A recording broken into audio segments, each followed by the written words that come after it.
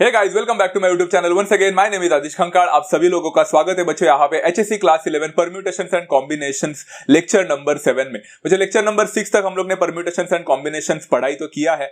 बहुत सिंपल सा चैप्टर है, वैसे देखने जाएंगे तो थोड़ा कंफ्यूजिंग होता है जब क्वेश्चंस हम लोग पढ़ते हैं। तो हम लोग ने अब तक क्या क्या सीखा है, ये सारे चीजें मैं आप लोग को यहाँ पे लिंक दूंगा डिस्क्रिप्शन में, जाकर देख लेना। पूरा प्लेलिस्ट डाल रहा हूँ यहाँ पे, सजेस्टेड वीडियोस में भी आ जाएगा कि हमने अब तक क्या क्या पढ़ाई किया। फंडामेंटल प्रिंसिपल्स ऑफ काउंटिंग के बारे में पढ़ाई किया, उसके बाद में फैक्टोरियल नोटेशन पढ़ाई किया, एंड फिर हम लोग ने परम्यूटेशन स्टार्ट किया था। तो परम्यूटेशन से रिलेटेड जो भी हम लोग ने कॉन्सेप्ट पढ़े हैं, आई होप सभी लोगों को समझ में आ चुका है अगर आपने वीडियो देखा है तो। अगर नहीं देखा है तो प्लीज जाकर देख लेना बच्चों।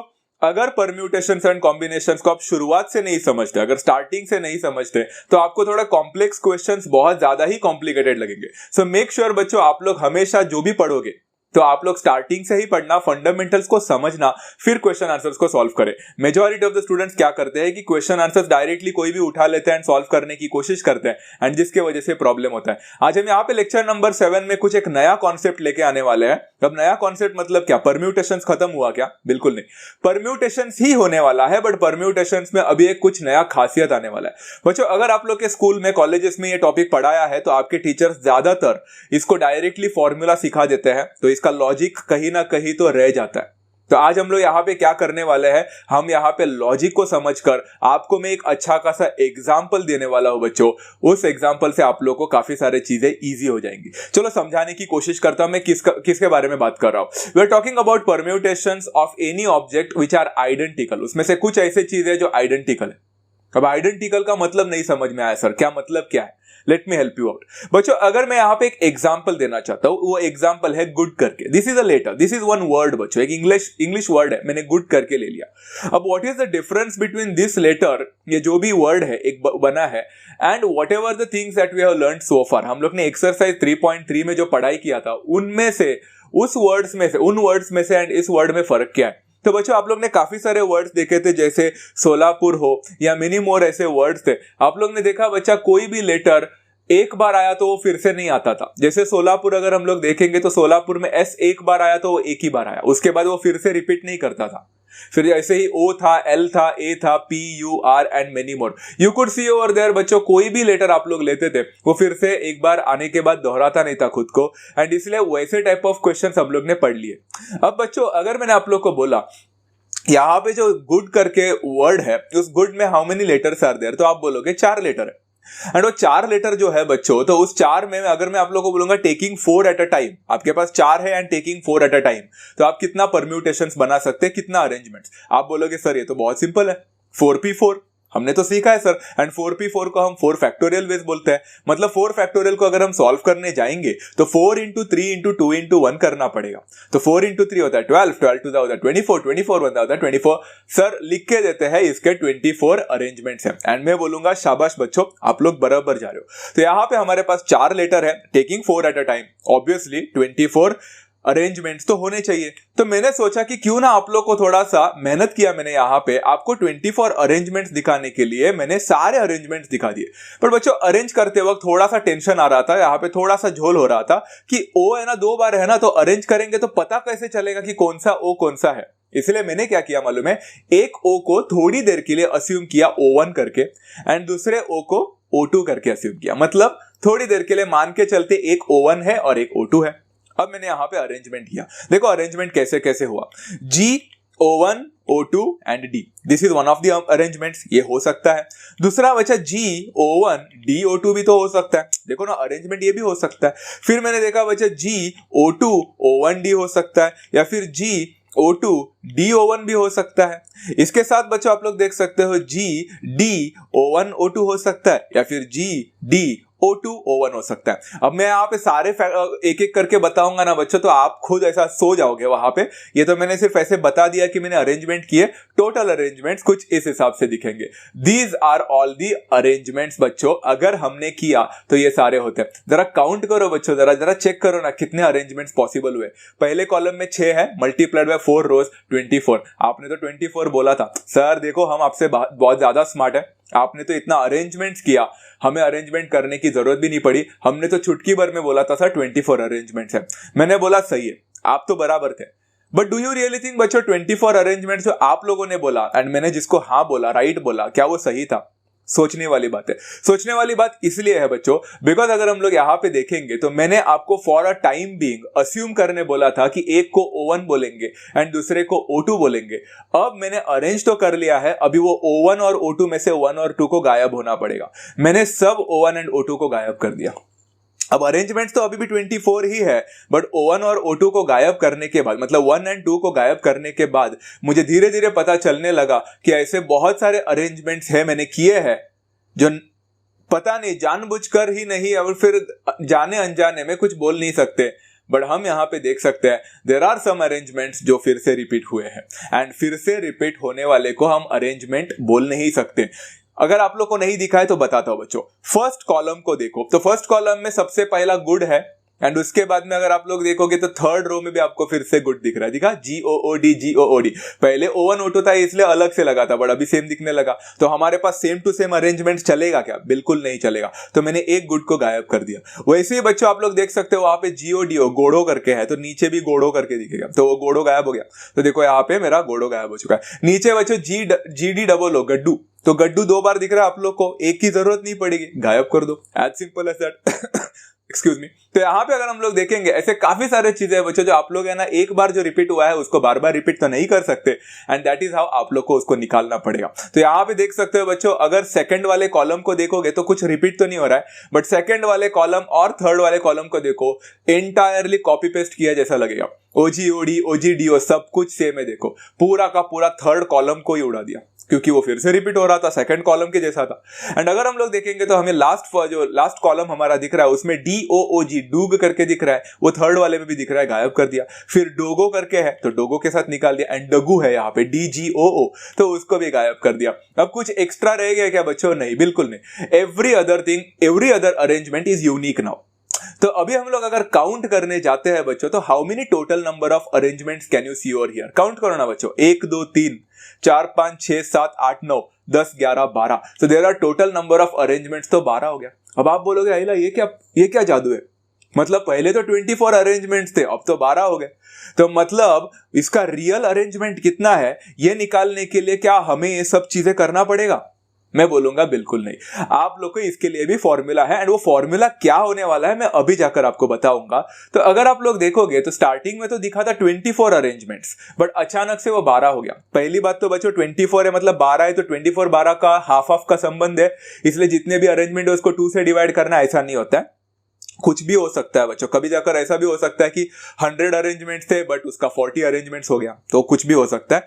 तो यहाँ पे बच्चों 24 अरेंजमेंट्स के 12 अरेंजमेंट हुए कैसे ये मैं आपको लॉजिक बताना चाहता हूं। Let's try to understand this with the help of a example again. बच्चों ये जो गुड एग्जांपल आप लोग को दिख रहा है इसमें फिलहाल के लिए स्टार्टिंग में ऐसा मान के चलने का, थोड़ी देर के लिए मान के चलने का कि यहाँ पे कुछ भी रिपीट नहीं हुआ है, कुछ भी रिपीट नहीं हुआ है, मतलब ओ यहाँ पे रिपीट हुआ है हमको दिख रहा है ना, बट मान के चलने का कि there is no repetition at all and how many maximum possible arrangements possible हो सकता है। तो हमें तो पता है हमारे पास 4 लेटर है एंड 4 को 4 वेज में करना है तो 4 फैक्टोरियल वेज हो जाएगा। तो हम बोल सकते हैं 4 letters can be arranged in 4 factorial veg. ये तो हमारा पूरा अरेंजमेंट है 24, बट इसमें से कौन से अरेंजमेंट्स नहीं चलने वाले उसको निकाल देने का है ना, बरोबर ना। तो कौन सा निकालने का है that actually is dependent upon हमारा कौन सा लेटर रिपीट हो रहा है। तो यहाँ पे कौन सा लेटर रिपीट हो रहा है बच्चों वो देखना है। पहली बात कौन सा लेटर रिपीट हो रहा है वो देखना है एंड वो कितनी बार रिपीट हो रहा है वो देखने का है। तो सबसे पहले बच्चों ओ रिपीट हो रहा है हमको पता चला एंड वो कितनी बार रिपीट हो रहा है? 2 बार।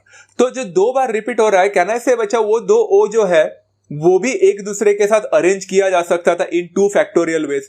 मतलब मैं बोल सकता हूं दिस 2 ओज जो है वो भी एक दूसरे के साथ अरेंज किया जा सकता था ना बच्चा 2 फैक्टोरियल वेज में। बट बच्चों ओ को ओ के साथ रिप्लेस करो या ओ को ओ के साथ अरेंज करो, कुछ फर्क पड़ेगा क्या? नहीं। तो यहाँ पे जो 2 फैक्टोरियल वेज आप लोग को मिला है क्या उसकी जरूरत थी क्या? मतलब ओ के जगह पे ओ को अरेंज करो या ओ के जगह पे ओ को अरेंज करो, क्या जरूरत थी? नहीं ना। तो ये खाली फुकट का 2 फैक्टोरियल वेज मुझे यहाँ पे मिला है तो उसको निकालना पड़ेगा।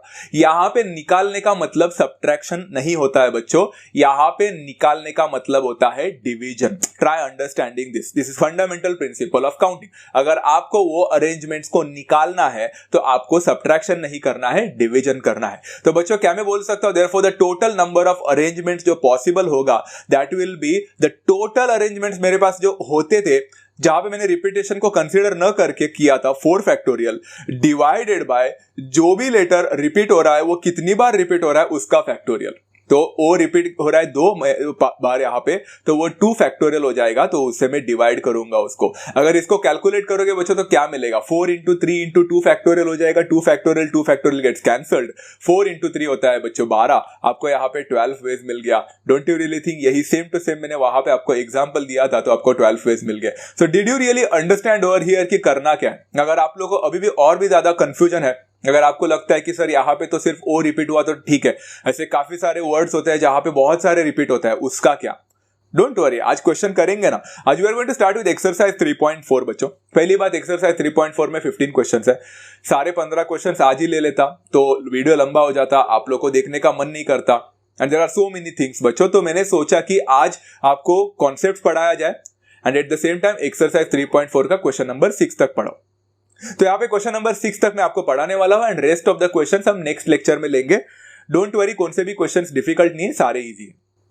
ओके चलो let's talk about this one. Question number 1, question number 1 क्या बोलता है, find the number of permutations of letters in each of the following words. सबसे पहला है बच्चा दिव्या। ये क्वेश्चन एक्चुअली सच बताओ तो इस कॉन्टेक्स्ट का है ही नहीं, बट फिर भी उन्होंने दिया है तो हम लोग पढ़ेंगे, क्योंकि दिव्या में आप लोग देख सकते हो कोई भी लेटर रिपीट ही नहीं हो रहा है। तो रिपीट नहीं हो रहा है तो ये आज के कॉन्टेक्स्ट का है ही नहीं, ये तो पहले वाला हम लोग ने पढ़ लिया वही है, बट चलो दे दिया है तो कर लेते हैं। Find the number of permutations. तो यहाँ पे क्या हो जाएगा बच्चा, एवरीवन नोज दिव्या में कितने लेटर्स है, 5 लेटर्स है and taking 5 at a time, तो obviously the 5 letters could be arranged in 5p5 ways, मतलब 5 फैक्टोरियल वेज हो जाएगा। एंड 5 फैक्टोरियल वेज को सॉल्व करना तो सबको आता है बच्चों, 5 इंटू 4 इंटू 3 इंटू 2 इंटू 1, आपको 120 वेज मिल गया। क्वेश्चन खत्म, सिंपल, इतना सा सिंपल सा क्वेश्चन था। तो ये जरूरी भी नहीं था मैं आप लोग को पढ़ाऊं, बट फिर भी स्टार्ट है तो पढ़ा लिया, इजी था। एंड बच्चों बार बार मैं यहाँ पे ऐसा लिख रहा हूं, the 5 letters could be arranged in 5p5 ways, 5p5 ways, फिर बाद में 5 फैक्टोरियल लिख रहा हूं। आगे आगे जाकर ये सब मैं करने नहीं वाला हूं, मैंने काफी टाइम ऐसा सिखा दिया क्योंकि आप लोग को समझे कि 5 फैक्टोरियल आया कैसे था, बट आगे आगे जाकर मैं आप समझ जाना खुद से कि 5 फैक्टोरियल एक्चुअली में कैसे आया। बिकॉज कोई भी 5 लेटर्स है तो उसको पांचों का 5 लिया जाता है तो 5 फैक्टोरियल ही होता है, 6 में से 6 लिए तो 6 फैक्टोरियल होता है। तो ये सब बार बार लिखने की आपको भी जरूरत नहीं है कॉलेज में, आप डायरेक्टली 5 फैक्टोरियल लिख सकते हैं। इनफैक्ट सभी लोग लिखते हैं, मैं आप लोग के लिए थोड़ा सा एक्स्ट्रा लिख के दे रहा हूं ताकि आप कभी कंफ्यूज ना हो, इसीलिए। ओके बट आगे आगे जाकर मैं सब कुछ बंद करूंगा। ओके नेक्स्ट है बच्चा, यहाँ पे दिव्या होने के बाद शांताराम। अब आया बच्चा ये इंटरेस्टिंग क्वेश्चन है, ध्यान से सुनो। शांताराम में फिलहाल के लिए ऐसा मान के चलने का कि शांताराम में कोई भी लेटर फिर से आ नहीं रहा है, there is nothing occurring again and again, कोई आइडेंटिकल नहीं है यहाँ पे। तो कितने होगा बच्चा, शांताराम में लेटर्स देखो कितने, 1 2 3 4 5 6 7 8 9 है। तो 9 लेटर्स को अरेंज करने के कितने वेज हो जाएंगे, तो कहना से बच्चा तो 9 letters could be arranged in 9 factorial veg. देखो मैंने डायरेक्टली लिख लिया, अब 9p9 वगैरह का दुकान बंद 9 फैक्टोरियल वेज। अरे बट सर 9 फैक्टोरियल वेज में तो करेंगे, बट कितने सारे लेटर्स तो यहाँ पे बार बार आ रहा है, कौन सा है, चेक इट आउट। सबसे पहले अगर आप लोग देखोगे तो S रिपीट हो रहा है क्या, नहीं। H रिपीट हो रहा है क्या, नहीं। A रिपीट हो रहा है क्या, हाँ। NTRM और कुछ रिपीट नहीं हो रहा है, A इज गेटिंग रिपीटेड। तो A जो रिपीट हो रहा है वो कितनी बार रिपीट हो रहा है, 3 बार आ रहा है। तो 3 आइडेंटिकल A's यू कुड सी। तो उनका अरेंजमेंट का कोई मायने रखेगा, बिल्कुल नहीं है। A के जगह पे A डालो या A के जगह पे A डालो, क्या फर्क पड़ता है, कुछ नहीं। तो हम सबसे पहले देखेंगे A is getting repeated 3 times, इसलिए हम बोलेंगे the letter A is repeated 3 times which could be arranged in 3 factorial ways. अब समझा बच्चों। एंड वो जो चीज हमें नहीं चाहिए होता है हम उसको डिवाइड करते हैं, इसलिए the total number of permutations जो आपको मिलेगा, the total number of arrangements जो आपको मिलेंगी, वो 9 फैक्टोरियल में से 3 फैक्टोरियल हट जाएगा, मतलब डिवाइड होगा। एंड इसको आपको सॉल्व करना है। इसको सॉल्व करने के लिए थोड़ा सा टाइम लगेगा, 9 into 6 into 7 into 5 into 4 into 3 factorial cancel हो जाएगा, तो थोड़ा बड़ा नंबर है, बट करना तो पड़ेगा। मार्क्स के लिए थोड़ा बहुत तो मेहनत करना पड़ेगा। आपको आंसर यहां पे मिलेगा 60,480। कैलकुलेट करके देखो बच्चों, कैलकुलेटर का इस्तेमाल करके नहीं, कैलकुलेट करो, आपको 60,480 मिल जाएगा। चलो सब क्वेश्चन नंबर 3 पे जाते हैं, जो कि है रिप्रेजेंट करके। बहुत सिंपल है बच्चा, रिप्रेजेंट में सबसे पहले मान के चलो कि कोई लेटर रिपीट नहीं हो रहा है। कितने लेटर्स है काउंट करो, REPRESENT 9 है, तो यहाँ पे हम लोग बोल सकते हैं 9 letters could be arranged in 9 factorial veg. Very simple. चलो इतना तो सबको समझ में आ ही गया। आगे REP RES ENT इसमें 9 फैक्टोरियल वेज तो हो गया, बट इसमें से कुछ चीजें हैं जो बार बार रिपीट हो रहा है, एंड इस बार सिर्फ एक ही लेटर बार बार रिपीट नहीं हो रहा है, तो काफी सारे लेटर्स रिपीट हो रहे हैं। देखो सबसे पहले R is getting repeated twice, E is getting repeated thrice, and और कौन सा है बच्चों, और कोई है क्या? आई डोंट थिंक सो, है ना। R is getting repeated twice, E is getting repeated thrice, इतना ही है। तो मैं लिखूंगा letters R and E are repeated twice and thrice respectively. ये स्टेटमेंट है यार बच्चों, दिस इज सब्जेक्टिव, हर कोई अलग अलग वे से लिख सकता है। Letters R and E are repeated twice and thrice respectively which can be arranged in 2 factorial and 3 factorial respective ways. Very simple है कि नहीं? तो बच्चों हमारा टोटल नंबर ऑफ परम्यूटेशंस या फिर अरेंजमेंट्स कितना हो जाएगा? टोटल कितना था? 9 फैक्टोरियल डिवाइडेड बाय जो रिपीट हो गया है उसको डिवाइड करने का है। तो R रिपीट हो गया 2 फैक्टोरियल तो divide by 2 factorial, and E repeat हो गया 3 फैक्टोरियल बेस में तो डिवाइड बाय 3 फैक्टोरियल। अभी समझ में आया बच्चों? जो रिपीट हो रहा है, कितनी बार रिपीट हो रहा है, उसको सीधा डिवाइड करो, गायब हो जाता है वो, राइट। चलो इसको सॉल्व करना पड़ेगा फिर से। 9 फैक्टोरियल को ओपन करो, 3 फैक्टोरियल के साथ कैंसिल करो, 2 फैक्टोरियल मतलब 2 ही होता है, थोड़ा फिर से मेहनत है, सॉल्व करो, you will get the answer as 30,240। अब बात रही बच्चों सब क्वेश्चन नंबर 4 एंड सब क्वेश्चन नंबर 5 की। सब क्वेश्चन नंबर 4 तो दिव्या जैसा ही है, उसमें कुछ रिपीटेशन नहीं है, तो आप आराम से कर लोगे, उसमें कुछ डिवाइड करने जैसा नहीं है। एंड सब question number 5 I am living it upon you, because काफी पढ़ा लिया मैंने ये वाला कॉन्सेप्ट, अभी आप लोग खुद से करोगे। फाइन, चलो जाते हैं सब क्वेश्चन नंबर 2 के पास।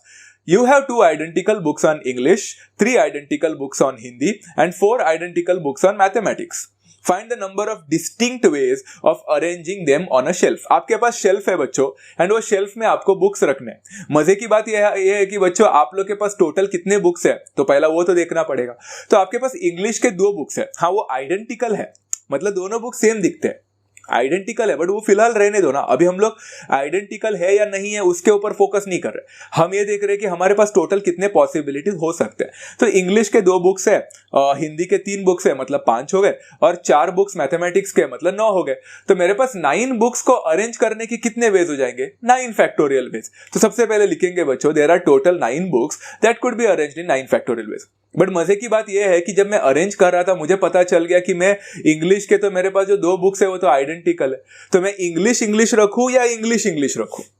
तो वो एक अरेंजमेंट उसमें का खाली फुकट का गया ना, इट वॉज नॉट रिक्वायर्ड कि मैंने कल जाकर इंग्लिश के बाजू में इंग्लिश रखा, एंड फिर जाकर मैंने सोचा कि ये इंग्लिश इधर रखता हूँ, ये इंग्लिश इधर रखता हूँ, और बट सामने वाला देखने वाला तो यही बोलेगा कि कहाँ अरेंजमेंट चेंज किया तूने, तेरा तो सेम अरेंजमेंट था। तो आइडेंटिकल वाले को गायब करना पड़ेगा, तो वो कितनी बार रिपीट हो गया है वो देखना है, सिंपल है। तो इंग्लिश आइडेंटिकल 2 बार है, तो वो 2 फैक्टोरियल वेज में हो जाएगा। तो 2 books of English could be arranged in 2 factorial, नीचे लिखा है देखो। 3 books of Hindi could be arranged in 3 factorial, and 4 books of mathematics could be arranged in 4 factorial ways. Respective ways में लिखा है मैंने, आप अलग अलग से लिख सकते हैं। तो टोटल नंबर ऑफ अरेंजमेंट्स या फिर परम्यूटेशंस कितना हो जाएगा बच्चा? वेरी सिंपल है, टोटल 9 फैक्टोरियल वेज में से 2 फैक्टोरियल, 3 फैक्टोरियल और 4 फैक्टोरियल को डिवाइड करना है। नीचे मल्टीप्लीकेशन है, साइन देते नहीं हम लोग, बट समझ जाने का, 2 factorial into 3 factorial into 4 factorial है, एंड 9 फैक्टोरियल के साथ वो पूरा डिवाइड करना है। फैक्टोरियल नोटेशन जिसने पढ़ाई किया है ना बच्चों, चाहे आप कहीं न कहीं से तो पढ़ो, चाहे कॉलेज से पढ़ाई किया है, चाहे किसी और यूट्यूब पे सेशन से पढ़ाई किया, चाहे प्राइवेट क्लासेस में जाकर पढ़ाई किए हो, या मुझे नहीं पता आप कहाँ से पढ़ाई किया, या फिर मैंने जो पढ़ा है उससे पढ़ाई किया हो, व्हाटएवर, आपको फैक्टोरियल नोटेशन आता होगा ना, तो ये सॉल्व करना आपको आएगा। बट अगर आप लोग बोल रहे हो कि सर आपने यहाँ पे हमको पूरा सॉल्व करके नहीं दिखाया, ऐसा क्यों कर रहे हैं, why are you doing this thing, तो मुझे ऐसा लगता है कि फॉर दोज पीपल जिन्होंने फैक्टोरियल नोटेशन नहीं पढ़ाई किया उनको ऐसा डिफिकल्ट जा सकता है ये।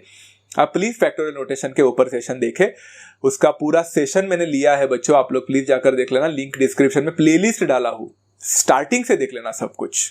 Okay, everything is being provided to you, जाकर एक बार देखना ही है, फ्री ऑफ कॉस्ट है बच्चों, जाकर जरूर एंजॉय करें, पूरा का पूरा सेशंस को देखें। फाइन, चलो यहाँ पे 9 factorial divided by 2 into 3 into 4 जो फैक्टोरियल्स है उसको ओपन करके बाकी का आंसर आपके ऊपर छोड़ रहा हूँ, आप इतने तो काबिल हो ही, तो कुछ प्रैक्टिस तो आप करने चाहिए ना। तो यहाँ पे आंसर मिलेगा 1260 वेज पॉसिबल है, and that's how you complete this question number 2 as well. It was as simple as that. अगर आप देख सकते हैं क्वेश्चन में कुछ दम ही नहीं है, सिर्फ कैलकुलेशन थोड़ा लंबा है, अदरवाइज क्वेश्चन बहुत सिंपल है, you can easily achieve the मतलब क्वेश्चन देखकर ही पता चलता है कि करना क्या है, बहुत सिंपल है, राइट। चलो सब क्वेश्चन नंबर 3 में जाते हैं। ये इंटरेस्टिंग क्वेश्चन है, प्रोबेबिलिटी जैसा नहीं है बच्चा जहां पे यहाँ पे सैंपल स्पेस निकालना है, तो मैं भी थोड़ा कंफ्यूज हुआ था, बट सिंपल सा क्वेश्चन है। A coin is tossed 8 times, in how many ways can we obtain 4 heads and 4 tails at least 6 heads. ऐसे 2 क्वेश्चंस पूछे हैं। तो कॉइन को अगर मैं 8 बार फेंक रहा हूं तो हमें मन में क्या आता है, अरे 8 बार फेंका तो कितना सैंपल स्पेस आएगा। वैसा नहीं है। कॉइन को 8 बार फेंका है, मारो गोली। कॉइन को 8 बार फेंका है मतलब मेरे पास 8 कॉइन है, या फिर एक कॉइन को 8 बार फेंका है तो 8 है यहाँ पे। तो उसको अरेंज, अगर फेंका मैंने ऐसा कॉइन को, तो जो 8 आप लोग को पॉसिबिलिटीज दिख रहे हैं तो वो 8 फैक्टोरियल वेज में अरेंज किया जा सकता है। Very simple. मतलब मैं यहाँ पे लिख सकता हूँ बच्चों कि जो 8 कॉइन्स आपके पास है that could be arranged in 8 factorial veg. अरे बट 8 फैक्टोरियल वेज तो सिंपल था, बट उसमें 4 हेड है और 4 टेल है, तो इसको कैसे अरेंज करोगे? 4 हेड है और 4 टेल है, तो 4 हेड मतलब 4 आइडेंटिकल हेड्स एंड 4 टेल्स मतलब 4 आइडेंटिकल टेल्स, बराबर है। तो मैं यहां पे लिखूंगा बच्चों 4 heads and 4 tails could be arranged in 4 factorial and 4 factorial ways respectively. Respective ways में कर सकता हूं मैं यहां पे। तो बच्चों क्या मैं बोल सकता हूं, therefore the total number of permutations क्या रहेगा? सबसे पहले टोटल अरेंजमेंट्स कितना कर सकता था? 8 कॉइन्स है ना, मतलब 1 कॉइन इज टॉस्ड 8 टाइम्स, मतलब 8 coins is tossed 1 time, same ही है। तो 8 फैक्टोरियल हो जाएगा एंड डिवाइडेड बाय हेड्स 4 बार रिपीट हो रहा है मतलब divide by 4 factorial, and tails भी 4 बार हो रहा है मतलब डिवाइड बाय 4 फैक्टोरियल। काम खत्म। Very simple. Total 8 factorial arrangements कर सकता था, बट उसमें हेड्स 4 बार आ रहा है ना, तो उसको डिवाइड करना पड़ेगा 4 फैक्टोरियल वेज में, एंड टेल्स जो आ रहा है उसको भी डिवाइड करना पड़ेगा 4 फैक्टोरियल वेज में। Very simple. इसको थोड़ा सॉल्व फिर से करना पड़ेगा, तो मैंने जो भी सॉल्वेबल पार्ट है वो आप लोग के ऊपर छोड़ दिया है। यहाँ पे एक आंसर मिलेगा 70। बहुत सिंपल आंसर था। 70 आराम से मिल जाता है बच्चों, सब कुछ कैंसिल हो जाते हैं, कुछ थोड़े से ही नंबर्स बच जाते हैं, वो वाले पार्ट आप लोग को सॉल्व करना है, 70 मिल जाएगा। सब क्वेश्चन नंबर 2 जो है, जो कि बी वाला है, वो इंटरेस्टिंग था। At least 6 heads, this is interesting बच्चों। जिसको जिसको लगता है कि एटलीस्ट 6 हेड्स मतलब 6 हेड्स मिलना चाहिए, तो ये गलत जा रहे हो आप लोग। आपने प्रोबेबिलिटी में पढ़ाई किया था कि एटलीस्ट का मतलब होता है कम से कम 6 हेड मिलना। तो कम से कम 6 हेड मतलब बहुत सारे ऑप्शंस आते हैं यहाँ पे, आपको पता होगा ना बच्चों? नहीं पता है, बताता हूं। अगर मैं आप लोगों को बोलूंगा बच्चों मेरे 8 कॉइन में से एटलीस्ट 6 हेड्स होना चाहिए, इसका मतलब है कम से कम 6 हेड तो होने ही चाहिए। इसका ये मतलब होता है कि 6 हेड होना चाहिए, 7 आया तो भी चलेगा, 8 आया तो भी चलेगा, 6 से कम नहीं होना चाहिए, मिनिमम 6 तो होना ही चाहिए। So it could be either 6 heads और 7 हेड्स और 8 हेड्स। और मतलब OR वाला और की बात कर रहा हूं। मैथमेटिकली और को क्या बोलते हैं पता है? नहीं पता? एडिशन बोलते हैं बाबा, मैंने बताया आप लोग को। और का मतलब होता है एडिशन प्रिंसिपल, एंड का मतलब होता है मल्टीप्लीकेशन। तो या तो 6 हेड होना चाहिए, नहीं तो 7 हेड, नहीं तो मतलब ये केसेस है। केस नंबर 1 कि आपके पास 6 हेड होंगे, केस नंबर 2 आपके पास 7 हेड्स होंगे, केस नंबर 3 आपके पास 8 हेड होंगे, एंड ये और है इसलिए ऐड होंगे ये सारे पॉसिबिलिटीज। अभी भी आप लोगों को कंफ्यूजन हो रहा है, चलो बता देता हूं। There are 3 possibilities to get at least 6 heads. What are that possibility? देखो, the possibilities are 6 heads, but बच्चों 6 हेड मिला तो जाहिर सी बात है ना, बचा हुआ तो 2 टेल्स रहेगा। तो the possibilities are 6 हेड्स होंगे एंड 2 टेल्स होगा, एंड और 7 हेड्स आया तो 1 टेल होगा, और 8 के 8 हेड्स होंगे तो 0 टेल होगा। Very simple. चलो, तो इसका नंबर ऑफ परम्यूटेशंस कितना सिंपल है बच्चों, अगर हम देखने जाएंगे तो क्या होगा? Total number of combination permutations कितना हो सकता है? 8 फैक्टोरियल, क्योंकि 8 कॉइन डिवाइडेड बाय 6 हेड है तो डिवाइड बाय 6 फैक्टोरियल करना पड़ेगा, बिकॉज 6 हेड्स आर आइडेंटिकल, तो divide by 6 factorial, and 2 tails है मतलब multiplied by 2 factorial. Very simple. उसके बाद और है, तो और मतलब एडिशन। तो दिस इज केस नंबर 1। क्या ऐसा हो सकता है? या तो ऐसा भी हो सकता है कि 8 फैक्टोरियल में से 7 हेड्स होने की वजह से डिवाइड किया 7 फैक्टोरियल एंड मल्टीप्लाई किया 1 फैक्टोरियल के साथ। 1 फैक्टोरियल तो 1 ही होता है, तो 1 टेल है इसलिए लिख लिया। और हम लोग ऐसा भी लिख सकते हैं बच्चों कि मेरे पास 8 कॉम्बिनेशंस थे, मतलब कॉम्बिनेशन वाला कॉम्बिनेशन नहीं, 8 अरेंजमेंट्स करने के थे, 8 फैक्टोरियल अरेंजमेंट्स थे, बट उसमें से सारे के सारे हेड होने के वजह से डिवाइड बाय 8 फैक्टोरियल हो गया। बच्चों आप लोग जरा दिमाग लगा सकते हो, थोड़ा क्यूरियोसिटी जागेगी। देखो 8 फैक्टोरियल डिवाइडेड बाय 8 फैक्टोरियल तो 1 होता है सर। 1 मतलब is there only 1 arrangement for 8 heads. सोचो कि आपके पास 8 कॉइन है एंड 8 कॉइन में सारे हेड्स है, तो आपको लगता है बच्चों आपको कोई अरेंजमेंट करने की जरूरत भी है? सोचो ना ये तो ऐसा हो गया जैसे आपके पास 8 कॉइन है एंड 8 कॉइन में आपने है ना ये हेड को उधर लिया, ये हेड को उधर लिया, अरे बट फिर भी वही हुआ। फिर आपने इस हेड को 7वें पोजीशन में लिया, 7वें पोजीशन वाला सेकंड को, अरे फिर भी अच्छे अच्छे अच्छे अच्छे अच्छे। So do you really think बच्चा आपको ये सारे अरेंजमेंट करने की जरूरत नहीं है? There is only one arrangement, common sense, and वही मिला 8 factorial upon 8 factorial, one arrangement, as simple as that, right. चलो यहाँ पे थोड़ा सॉल्व करना पड़ेगा। 8 factorial divide by 6 factorial into 2 factorial, तो 8 को लिखो 8 इंटू 7 इंटू 6 फैक्टोरियल, तो कैंसिल हो जाएगा। फिर 8 फैक्टोरियल को लिखो 8 इंटू 7 फैक्टोरियल, तो वो भी कैंसिल हो जाएगा। फिर 8 फैक्टोरियल 1 हो जाएगा। तो चलो मैं आपको वो करके दिया हूं। 8 factorial could be written as 8 into 7 into 6 factorial, तो 6 फैक्टोरियल कैंसिल हो गया, तो 8 इंटू 7 था, नीचे 2 था, 2 4 आर 8, 7 4, मुझे लगता है 28 मिलेगा, चेक करो। चलो 28 मिल गया, परफेक्ट है। यहाँ पे बचा 8 फैक्टोरियल को लिख सकते हैं 8 इंटू 7 फैक्टोरियल, 7 फैक्टोरियल कैंसिल हो गया, बचा सिर्फ 8 ना, सिर्फ 8 बचा, डिवाइडेड बाय 1 फैक्टोरियल तो 1 है, तो यहाँ पे 8 आएगा, चेक करते हैं। चलो 8 मिल गया and 8 factorial divided bye 8 factorial होता है 1, यहाँ पे 1 हो गया। आपको ऐड करना है बच्चों 28 प्लस 8 इज 36, 36 प्लस 1 इज 37, तो टोटल 37 वेज हो सकते हैं बच्चों मुझे एटलीस्ट 6 हेड्स मिलने के, as simple as that. Concept बहुत सिंपल है। चलो जाते हैं क्वेश्चन नंबर 5 के पास। क्वेश्चन नंबर 4 कुठे गेलो? टेक्स्ट बुक में देखो बच्चों, क्वेश्चन नंबर 4 इतना ज्यादा चिंदी है, इतना ज्यादा चिंदी है कि मुझे नहीं लगता कि मैं आपको वो एक्सप्लेन करना भी चाहिए। ट्राई करके देखो, बहुत सिंपल सा क्वेश्चन है, आपको मिल ही जाएगा। क्वेश्चन नंबर 5 के पास जाते हैं, आज का second last question. Find the number of ways of arranging the letters of the word mathematical, how many of this arrangements have all the vowels together. Simple है, 2 क्वेश्चंस पूछे हैं, पहला एक ही क्वेश्चन पे फोकस करते हैं। Find the number of ways of arranging the letters of mathematical word, जो दिया है आप लोग को वो। वैसे तो हम लोग ने पहले भी ऐसे टाइप ऑफ क्वेश्चंस बहुत किए, बट तभी आइडेंटिकल लेटर्स नहीं आते थे ना, बट उससे क्या फर्क पड़ता है, सिंपल ही है। मैथमेटिकल में सबसे पहले चेक करो कि कितने लेटर्स प्रेजेंट है। MATHEMATICAL 12 लेटर्स है, तो 12 लेटर्स को अरेंज कैसे किया जा सकता है? 12 फैक्टोरियल वेज में। तो हम लिखेंगे बच्चों the 12 letters could be arranged in 12 factorial veg. अरे बट नंबर ऑफ अरेंजमेंट्स, यहाँ पे कुछ ऐसे चीजें भी है ना जो रिपीट हो रहा है बार बार। कौन है? M is getting repeated twice, A is getting repeated thrice, T is getting repeated twice, तो वो भी तो लिखना पड़ेगा। तो लेटर्स M है, थ्राइस आ रहा है, तो उसको 2 फैक्टोरियल वेज में लिख सकते हैं। A थ्राइस आ रहा है तो उसको 3 फैक्टोरियल वेज में रिप्रेजेंट कर सकते हैं, एंड T ट्वाइस आ रहा है तो उसको 2 फैक्टोरियल वेज में रिप्रेजेंट कर सकते हैं। सिंपल सा क्वेश्चन है।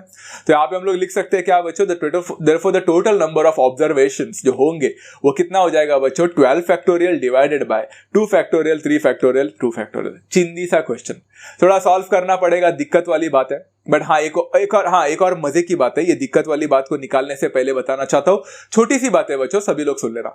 यहाँ पे 12 factorial divided by 2 factorial, 3 factorial, 2 factorial को मैंने सॉल्व नहीं किया। अब मैं ऐसा क्यों नहीं किया, मैं आपको बताना चाहता हूँ। आपके टेक्स्ट बुक में ना, आपका टेक्स्ट बुक भी थोड़ा सा अजीब व गरीब है। कुछ जगह पे सॉल्व किए हैं कुछ चीजें, कुछ जगह पे सॉल्व नहीं किया, ऐसे ही रखा है। तो बच्चे बहुत कंफ्यूज हो जाते हैं, बोलते हैं कि कुठे सॉल्व करायचं, कुठे सॉल्व नहीं करायचं, किधर सॉल्व करना है किधर नहीं करना है, कुछ समझता ही नहीं है सर। तो एक्चुअली इसका सिंपल सा आंसर है, कभी कभी उन लोगों को लगता है कि जो चीजें सॉल्व करने को बहुत दिक्कतें होती तो वो ऐसे ही रख देते टेक्स्ट बुक के पीछे। तो देयर आर 2 थिंग्स। पहली बात तो मेरी बात सुनो, आप अगर ऐसे ही रख कर भी आते हैं ना तो भी मार्क्स मिलता है, बट फिर भी बच्चों 2 चीजें बतानी बहुत इंपॉर्टेंट है। पहली बात, एकेडमिक वाइज सर हम लोग को एग्जाम में पेपर में लिखना है तो हमें कैसे पता चलेगा? तो 11th स्टैंडर्ड में परम्यूटेशंस एंड कॉम्बिनेशन सॉल्व कर रहे हो ना आप लोग, तो आपका स्कूल में ही सब कुछ चेक होने वाला है, कॉलेज में ही चेक होने वाला है। तो you can ask your respective teachers बच्चों कि ऐसा लिख के आएंगे तो चलेगा क्या या नहीं चलेगा, जस्ट आस्क देम आउट। अगर उन्होंने बोला नहीं चलेगा, पूरा सॉल्व करना ही है, तो आपको सॉल्व करना तो आता ही है। अगर बोला चलेगा तो वेल एंड गुड, आप लोग की तो चांदी चांदी है। तो क्योंकि ये तो स्कूल लेवल है ना, कॉलेज लेवल है, तो डिफिकल्ट नहीं है। हाँ, बट अगर आप लोग सोच रहे हैं सर आगे जाकर CET JEE देना है तो अभी क्या करें, तब तो आपके सामने तो ऑप्शंस होंगे ना बच्चों, ABCD ऑप्शंस दिए जाएंगे, MCQs है, तो आप लोग को ऐसे ही डायरेक्ट आंसर है तो कर लो, नहीं तो आपको सॉल्व करना पड़ेगा। दैट इज क्वाइट सिंपल, उधर ऑप्शंस प्रोवाइडेड है। जब एकेडमिक पर्पस वाइज हम लोग पेपर लिखते हैं तभी हम लोग कंफ्यूज हो जाते हैं कि क्या करना है। तो आप अपने स्कूल टीचर्स को पूछ सकते हैं, मतलब कॉलेज टीचर्स को, कि what is the thing that we need to do over here. अगर आपके टीचर्स अच्छे हैं, बोलते हैं कि चलेगा उतना लिखा तो काफी है, बेस्ट है, नहीं तो आपको रिस्क नहीं लेना है तो आगे बढ़ के सॉल्व करो। हाँ, बट उन्हीं का ही सॉल्व करना जो सॉल्व करने जैसा है, सॉल्वेबल है, कुछ कुछ सॉल्वेबल नहीं होते, बहुत मुश्किल होते। ये सॉल्वेबल था थोड़ा, बहुत ही सही, बट आई थिंक ये भी थोड़ा दिक्कत जाएगा बिकॉज 12 फैक्टोरियल को मल्टीप्लाई करना इज लाइक बहुत ही डेंजरस पार्ट है, इसलिए छोड़ दिया है वहां पे। आप लोग भी छोड़ सकते हैं, आपके टीचर भी आपको छोड़ने को ही बोलेगी, ऐसा ही रखने को बोलेगी। ओके चलो अब जाते हैं बच्चों सेकंड वाले में। How many of this arrangements have all the vowels together. ये वाला कॉन्सेप्ट हमने पहले भी पढ़ाई किया था बच्चों। अब मैं आपको बॉक्सेस बना के नहीं दिखाऊंगा, बट फिर भी कुछ किया है मैंने आप लोग के लिए। How many of the arrangements have all the vowels together. बच्चों वाउल यहाँ पे कौन सा है? ए है, ई है, आई है, बट ए तो बहुत बार रिपीट हो रहा है। कितनी बार रिपीट हो रहा है? A is getting repeated thrice, E is getting repeated only once and I। तो ये सब कुछ एक साथ होने चाहिए, गठबंधन। तो कुछ ऐसा दिखेगा बच्चों। Let us assume that all the vowels as one single object, क्योंकि वो टुगेदर है ना, तो उसको सिंगल ऑब्जेक्ट मानेंगे, बराबर है। तो कुछ ऐसा है, देखो ए ए ए ई आई मैंने जो ग्रीन कलर में दिखाया है वो सिंगल ऑब्जेक्ट है। बॉक्स में नहीं दिखाया अभी मैंने, ऐसा दिखाया कि ए ए ए ई आई जो है वो सिंगल ऑब्जेक्ट है। ध्यान से सुनो, डेंजरस क्वेश्चन है। उसके बाद में बाकी सारे चीजें अलग अलग ऑब्जेक्ट्स है। तो सेकंड ऑब्जेक्ट एम आ जाएगा, उसके बाद ऑब्जेक्ट टी आ जाएगा, उसके बाद में एच आ जाएगा, उसके बाद में ई तो ले लिया है, फिर से एम आ जाएगा। एक और एम है ना वहां पे, मैंने रेड में दिखाया एम को। फिर ए तो ऑलरेडी ले लिया है, फिर टी आ जाएगा फिर से, because there is one more T. फिर आई तो मैंने ऑलरेडी ले लिया है, तो सी आ जाएगा। फिर ए मैंने ऑलरेडी ले लिया एंड एल आ जाएगा। आप लोग देख सकते हैं, आप लोग को इजी करने के लिए मैंने कुछ कलर कॉम्बिनेशंस भी दिखाए हैं। तो फर्स्ट ऑफ ऑल इतना याद रखें कि ए ए ए ई आई जो है वो सिंगल ऑब्जेक्ट है। अभी उसके अंदर झांक कर देखो मत, उसको एक सिंगल ऑब्जेक्ट कंसीडर करके सोचो। ऐसा मत सोचो कि उसमें भी रिपीटेशन है, छोड़ दो। अभी बच्चों अगर मैंने सारे वाउल्स को एक सिंगल ऑब्जेक्ट मान लिया, तो अभी आपके पास टोटल लेटर्स कितने हैं? अभी 12 लेटर्स मत बोलना, क्योंकि ए ए ए ई आई को एक साथ कंसीडर करने की वजह से आपके पास टोटल अल्फाबेट्स कितने हो गए, टोटल लेटर्स कितने हो गए? 1 2 3 4 5 6 7 8।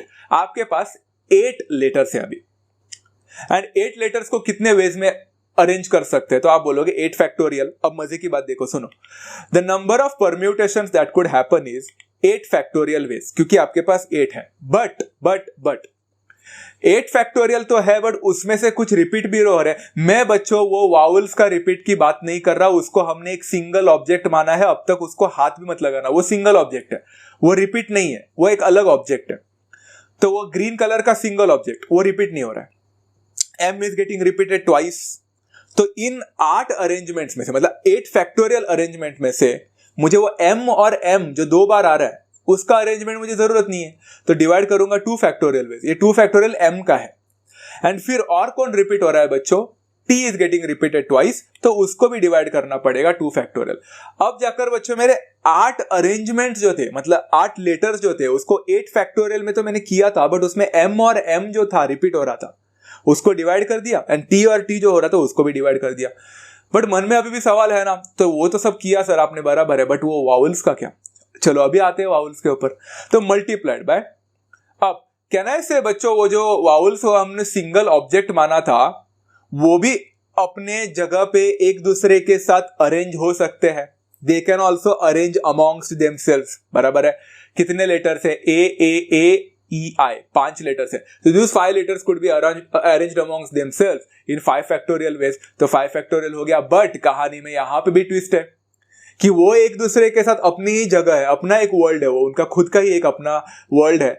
उस वर्ल्ड में वो घूम तो रहे हैं, अरे बट वहां पे भी तो रिपीटेशन दिखा आप लोगों को। कौन रिपीट हो रहा है? A is getting repeated thrice, तो वो भी डिवाइड करना पड़ेगा 3 फैक्टोरियल, क्योंकि वो ए एक दूसरे के साथ अरेंज करेंगे तो क्या मतलब हुआ? कुछ मतलब ही नहीं हुआ, तो उसको भी तो डिवाइड करना पड़ेगा 3 फैक्टोरियल। अभी समझा बच्चों? जब भी आप लोगों को ऐसे टाइप ऑफ क्वेश्चंस आएंगे जो कि आने वाले आगे जाकर, आप लोग को पहला अपने सिंगल ऑब्जेक्ट कंसीडर कर लेना, तो उसको भूल जाने का।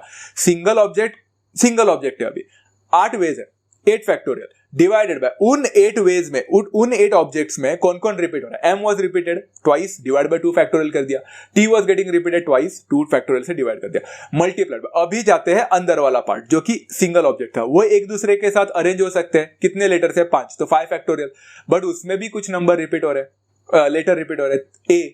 a कितने बार रिपीट हो रहा है? 3, divide by 3 factorial. Very simple. Is that clear? Very simple, right? बहुत सिंपल है, राइट? चलो, तो यहाँ पे इसको सॉल्व करना है, तो सॉल्व करना देखो मैंने क्या किया। 8 factorial 5 factorial divided by 2 factorial 2 factorial 3 factorial, इतना ही लिखा है। इसके आगे सॉल्व नहीं किया है। टेक्स्ट बुक के पीछे भी आप लोग का सॉल्व नहीं किया है, इसलिए मैंने भी नहीं किया। अगर आपकी टीचर बोलते करने को तो जरूर करके आना। सिंपल है। चलो क्वेश्चन नंबर 6 पे जाते हैं, आज का last question. Find the number of different arrangements of letters in the word Maharashtra. Simple है। How many of this arrangements have letters R and H never together and all the vowels together. Question sub question हम बी चिंदी है, all vowels together हमने अब भी किया था, बट ए वाला थोड़ा इंटरेस्टिंग है। मैं आपको कुछ चीजें बताना चाहता हूं, ये कॉम्प्लीमेंट है, complementary type. Find the number of different arrangement of letters in the word Maharashtra. पहली बात तो महाराष्ट्र में लेटर्स कितने तरह कैलकुलेट करो। MAHARASHTRA मतलब 11 है, तो 11 लेटर्स को 11 फैक्टोरियल वेज में कर सकते हैं। चलो कर लिया। The 11 letters could be arranged in 11 factorial veg. अरे वाह मस्त। बट यहाँ पे 11 फैक्टोरियल वेज आंसर नहीं है, बिकॉज कुछ लेटर्स है जो बार बार रिपीट हो रहे हैं। चलो वो कौन से A is getting repeated 4 times, Maharashtra में ए सबसे ज्यादा रिपीट हो रहा है।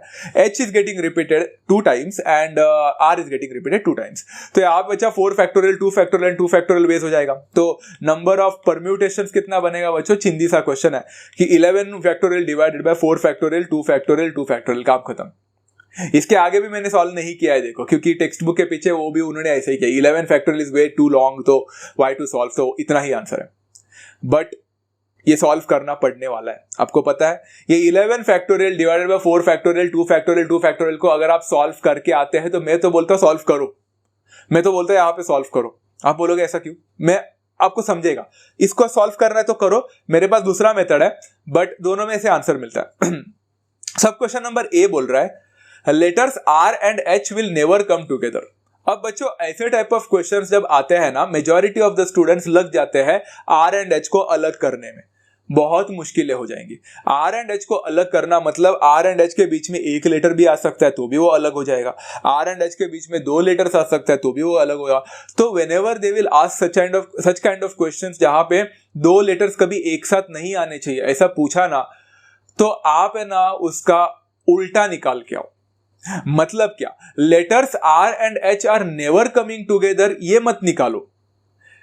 Let us find out that particular arrangement जहां पे letters R and H will always be together, ये निकालना ज्यादा आसान होता है। तो मैं क्या करूंगा मालूम है, letters R and H will always be together का निकालूंगा टोटल कॉम्बिनेशन, एंड हमें जो टोटल नंबर ऑफ परम्यूटेशंस मिला है ना 11 factorial upon 4 factorial 2 factorial 2 factorial, उसमें से वो माइनस कर दूंगा। अब तुम लोग की सोचो ना बच्चा, दिमाग लगाओ। टोटल अरेंजमेंट्स में से R and H never always coming together को माइनस कर दिया, तो बचे हुए जो होंगे वो क्या होंगे, R and H will never come together वाला ही होगा ना। सिंपल सा कॉन्सेप्ट है बच्चा, बहुत सिंपल है ना। टोटल में से ऐसे अरेंजमेंट्स में माइनस करूंगा, कौन से अरेंजमेंट्स जहां पे R and H हमेशा एक दूसरे के साथ रहेंगे, उसमें माइनस कर दिया, तो बचे हुए जो होंगे वो क्या होगा, that will be the condition for R and H will never come together. तो मैंने क्या लिखा मालूम है, let us assume that R and H as one single object because they are going to come together. Come together है मतलब single object. तो मैंने R and H को यहाँ पे एक साथ लिया, बट मेरे पास बहुत सारे R थे। महाराष्ट्र में R देखो 2 है, H देखो 2 है, अरे तो RH नहीं लिख सकता, RRHH लिखना पड़ेगा। फिर M आ जाएगा, फिर A आ जाएगा, H तो ले लिया, फिर A आ जाएगा, फिर R तो ले लिया, फिर A आ जाएगा, बाप रे। फिर यहाँ पे S आ जाएगा, फिर H तो ले लिया, फिर T आ जाएगा, मास्ट मास्त करके लिखा देखो यहाँ पे। फिर उसके बाद में R तो ले लिया एंड A, यहाँ पे मास्ता हो गया, मम्मा मिया मास्ता। तो बच्चों यहाँ पे RRHH MAASTA ये हो गया। चलो अभी कितने ऑब्जेक्ट्स हैं, कितने लेटर्स हैं, 11 लेटर्स मत बोलो, RRHH को एक ही मानना। तो 1 2 3 4 5 6 7 8, तो देयर आर 8 फैक्टोरियल वेज। तो मैं लिख सकता हूं बच्चा therefore the number of permutations when R and H are always together का हो जाएगा 8 फैक्टोरियल डिवाइडेड बाय, अभी RRHH को मत देखो, उसको तो सिंगल ऑब्जेक्ट मान लिया, तो पूरा में से कितने कौन कौन रिपीट हो रहा है, A इज गेटिंग रिपीटेड कितनी बार, 4 बार, तो डिवाइडेड बाय 4 फैक्टोरियल हो जाएगा, मल्टीप्लाइड बाय। कहने से बच्चा this RRHH could also be arranged among themselves in 4 factorial veg, 4 factorial. अरे बट उसमें R 2 बार रिपीट हो रहा है, तो divide by 2 factorial, and H भी 2 बार रिपीट हो रहा है, मतलब वो भी 2 फैक्टोरियल। Very simple. पहला अक्खा देखने का, होल, उसके बाद अंदर का देखने का, वेरी सिंपल। चलो इसको सॉल्व करने जाएंगे तो मैं सॉल्व नहीं करने वाला अभी, बट अगर आपको सॉल्व करना है तो करें। मैं आपको बोलता हूँ बच्चा दो मेथड है इसका। आप वो ऊपर वाला भी पूरा सॉल्व करके रख सकते हैं, नीचे वाला भी पूरा सॉल्व करके रख सकते हैं। मैंने दोनों भी सॉल्व नहीं किया है स्टार्टिंग में, क्योंकि मैं कभी भी लॉन्ग कट मेथड मुझे पसंद नहीं आया। मुझे हमेशा से थोड़ा लेजी था मैं, तो मैं हमेशा से कुछ अलग ही चीज करता बैठता था। बाकी सारे बच्चे सॉल्व करते हैं ना, मैं नहीं करता था। मैं क्या किया मालूम है, इन दोनों को सॉल्व किया माइनस करने का मतलब क्या, therefore the number of permutations when r and h are never together will be equal to total number of permutations कितना था 11 factorial divided by 4 factorial 2 factorial 2 factorial minus R and H will always be together का कितना मिला था पिछले side में, कितना मिला था 8 factorial 4 factorial divided by 4 factorial 2 factorial 2 factorial. हाँ, वो 4 फैक्टोरियल कैंसिल किया जा सकता था, बट मैंने नहीं किया। इसके पीछे रीजन है, देखो मैं कैसा करता हूं। अगर आप लोग देखोगे तो दोनों का डिनोमिनेटर सेम है, तो कॉमन लिया जा सकता है पूरा का पूरा। बट अगर आपको लगता है कि यहाँ पे न्यूमरेटर कॉमन नहीं है तो आप गलत सोच रहे हो। न्यूमरेटर में भी कॉमन है। पहले वाले का न्यूमरेटर में 11 फैक्टोरियल है, जिसको हम लिख सकते हैं 11 into 10 into 9 into 8 factorial.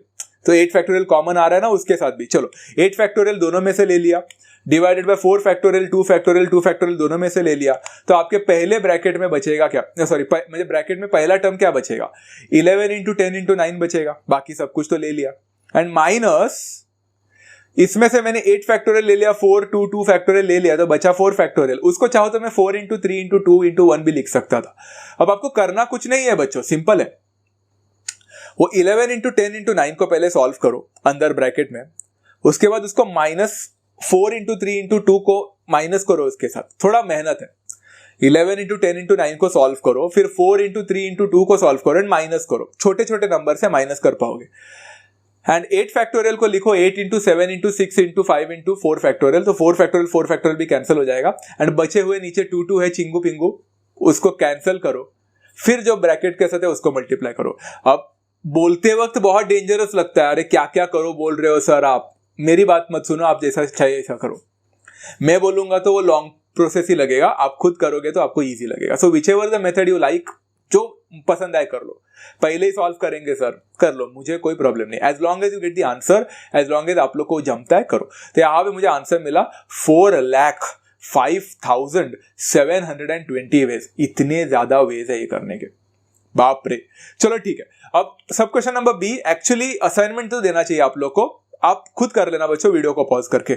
All the vowels together, मैंने आपको बोला था बच्चा let us assume that all the vowels to be one single object. कितने सारे वाउल्स हैं, ए ही है, तो ए आ जाएगा, फिर बाकी के M H R S H again T R again, इतने, ये सारे महाराष्ट्र के बाकी सारे लेटर्स ए एक साथ हो गया। अब बच्चों अगर ए को सिंगल ऑब्जेक्ट मान लिया तो हमारे पास कितने अल्फाबेट्स हैं, 1 2 3 4 5 6 7 8, तो 8 factorial veg. Therefore the number of permutations which will happen is 8 factorial veg. अरे बट डिवाइडेड बाय, मेरे पास उन सिंगल ऑब्जेक्ट में ऐसा कोई ऑब्जेक्ट है क्या बच्चों जो रिपीट कर रहा है? ए को मत देखो, वो सिंगल ऑब्जेक्ट है। M is getting repeated, no, H is getting repeated twice, R is getting repeated twice, so divided by 2 factorial, divided by 2 factorial, multiplied by अभी। अब बच्चों ये भी कॉमन सेंस है, ए वैसे तो अरेंज किया जा सकता है एक दूसरे के साथ, बट अभी सोचो ना बच्चों, ए को अरेंज कर दिया था एक दूसरे के साथ, तो कुछ फायदा होता क्या? नहीं ना, तो it could be arrange in only one way ना। बट देखो वही देख रहे हो, ए को मिला 4 फैक्टोरियल, बट चारों के चारों रिपीट हो रहे हैं, इसलिए डिवाइड बाय 4 फैक्टोरियल। देखो आंसर 1 ही मिला। तो ये नहीं लिखा होता तो भी चल जाता, इंटू 1 ही होने वाला है। आप ए को अरेंज करके क्या करने वाले हो, ए ही बनाने वाले हो, तो कुछ फायदा नहीं था, तो वही हो गया। देखो 1, तो वो लिखा नहीं तो भी चल जाता। Is equal to 8 factorial divide by 2 factorial. 2 factorial को सॉल्व करोगे तो आपको यहाँ पे मैंने सॉल्व किया है क्या? I didn't quite think I have solve this, because text book के पीछे शायद सॉल्व नहीं किया है। So this is what you get the answer to be. अगर आपको इसको सॉल्व करना है तो भी कर सकते हैं, you will get the final answer over here as well, and it was as simple as that. तो आशा करता हूं बच्चों आप लोग को एक्सरसाइज 3.4 का क्वेश्चन नंबर 6 तक सारी चीजें समझ में आ चुकी है। And permutations when some of the objects are identical, ये कॉन्सेप्ट अभी समझना स्टार्ट हो चुका है। जब मैं 11th स्टैंडर्ड में था तब मुझे काफी दिक्कत हुई थी बच्चों ये कॉन्सेप्ट समझने के लिए, because there was no one to me explaining this concepts. But I hope बच्चों आप लोग को समझा है कि whenever there are identical objects, तो वो आइडेंटिकल ऑब्जेक्ट्स कितनी बार आइडेंटिकल है उतने नंबर ऑफ फैक्टोरियल वेज में आपको डिवाइड करना है, बस इतना ही है। आगे बच्चों इससे रिलेटेड जो भी क्वेश्चन है सिंपल है, वो हम लोग नेक्स्ट लेक्चर में कंटिन्यू करेंगे एंड पूरा खत्म कर देंगे। So that it will become much more easier for you to solve everything. मिलते हैं बच्चों नेक्स्ट सेशन में। अगर आप लोग वीडियो को देखकर जेन्युइनली आपको ये पसंद आया तो लाइक जरूर करें, share with all your friends, because so many people out there are searching for good content of permutations and combinations. आप लोग का थोड़ा सा शेयर करना मेरे लिए भी एंड उनके लिए भी एक हेल्प हो जाएगा। At the same time channel पे नए होंगे तो सब्सक्राइब जरूर कीजिए। For more such contents will definitely get many more notification. चलो मिलते हैं बच्चों नेक्स्ट सेशन में, तब तक take care of yourself, love you all, thank you so much and happy learning.